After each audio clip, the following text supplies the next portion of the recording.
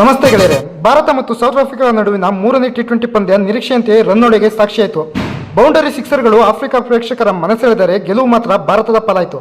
ತಿಲಕ್ ವರ್ಮರ ಸ್ಫೋಟಕ ಶತಕ, ಡೆತ್ ಓವರ್ನಲ್ಲಿ ಆಶುದೀಪ್ ಸಿಂಗ್ ಅವರ ಸಮಯೋಚಿತ ಬೌಲಿಂಗ್ ಪ್ರದರ್ಶನದಿಂದ ಭಾರತ ಮೂರನೇ ಟಿ20 ಪಂದ್ಯದಲ್ಲಿ 11 ರನ್ಗಳ ಭರ್ಜರಿ ಗೆಲುವು ಸಾಧಿಸಿತು. ಟಾಸ್ ಸೋತು ಮೊದಲು ಬ್ಯಾಟಿಂಗಿಗೆ ಬಂದ ಭಾರತಕ್ಕೆ ತಿಲಕ್ ವರ್ಮರ ಸ್ಫೋಟಕ ಶತಕ, ಅಭಿಷೇಕ್ ಶರ್ಮಾ ಅವರ ಅಮೋಘ ಅರ್ಧಶತಕ ನೆರವಾಯಿತು. ಟಿ20ಯಲ್ಲಿ ಸತತ 2 ಶತಕ ಸಿಡಿಸಿದ ಸಂಜು ಸ್ಯಾಮ್ಸನ್ ಸತತ 2ನೇ ಬಾರಿ ಡಕೌಟ್ ಸಹ ಆದರು. 2ನೇ ವಿಕೆಟ್ಗೆ ಜೊತೆಯಾದ ಅಭಿಷೇಕ್ ಶರ್ಮಾ ಮತ್ತು ತಿಲಕ್ ವರ್ಮಾ ಕೇವಲ 8.4 ಓವರ್ಗಳಲ್ಲಿ 107 ರನ್ಗಳ ಜೊತೆಯಾಟ ಆಡಿ ಭಾರತಕ್ಕೆ ಆಸರೆಯಾದರು. ಅಭಿಷೇಕ್ ಶರ್ಮಾ 25 ಬಾಲ್ಗಳಲ್ಲಿ 50 ರನ್ ಸಿಡಿಸಿ ಔಟ್ ಆದರು.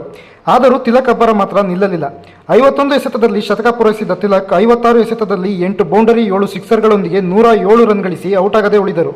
ತಿಲಕ್ ವರ್ಮಾ ಬೊಂಬಾಟ್ ಬ್ಯಾಟಿಂಗ್ ಮೂಲಕ ಆಫ್ರಿಕಾ ಬೌಲರ್ಗಳನ್ನು ಬೆಂಡೆತ್ತಿದ್ದರು. ಹಾರ್ದಿಕ್ ಪಾಂಡ್ಯ 18 ರನ್ ಗಳಿಸಿದರೆ ಡೆಬ್ಯೂ ಮಾಡಿದ ಆಟಗಾರ ರಮಣದೀಪ್ ಸಿಂಗ್ 15 ರನ್ ಗಳಿಸಿದರು.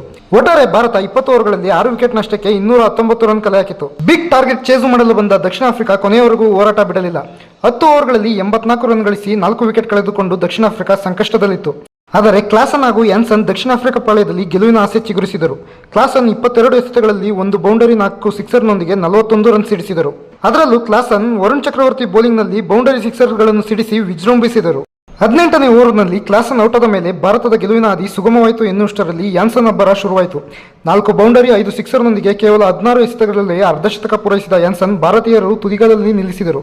ಕೊನೆಯ 2 ಓವರ್ಗಳಲ್ಲಿ ಸೌತ್ ಆಫ್ರಿಕಾ ಗೆಲ್ಲಲು 51 ರನ್ ಬೇಕಿತ್ತು. ಹಾರ್ದಿಕ್ ಪಾಂಡ್ಯ ಹಾಕಿದ 19ನೇ ಓವರ್ನಲ್ಲಿ ಯಾನ್ಸನ್ 26 ರನ್ ಚೆಚ್ಚಿದರು. ಇದರಿಂದ ಕೊನೆಯ 6 ಎಸೆತಗಳಲ್ಲಿ ಸೌತ್ ಆಫ್ರಿಕಾ ಗೆಲುವಿಗೆ 25 ರನ್ ಬೇಕಿತ್ತು. ಆಗ ಆಶುದೀಪ್ ಸಿಂಗ್ ಉತ್ತಮ ಬೌಲಿಂಗ್ ಮಾಡಿ ಭಾರತಕ್ಕೆ ಗೆಲುವು ಕೊಡಿಸಿದರು.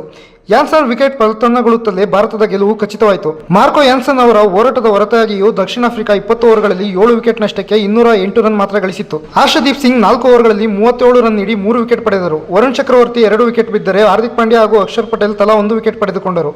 ಈ ಮೂಲಕ ಟೀಂ ಇಂಡಿಯಾ 11 ರನ್ಗಳಿಂದ ಗೆಲುವು ಸಾಧಿಸಿತು. ಇದರೊಂದಿಗೆ 4 ಪಂದ್ಯಗಳ ಟಿ20 ಸರಣಿಯಲ್ಲಿ ಭಾರತ 2-1 ರಿಂದ ಮುನ್ನಡೆ ಸಾಧಿಸಿತು.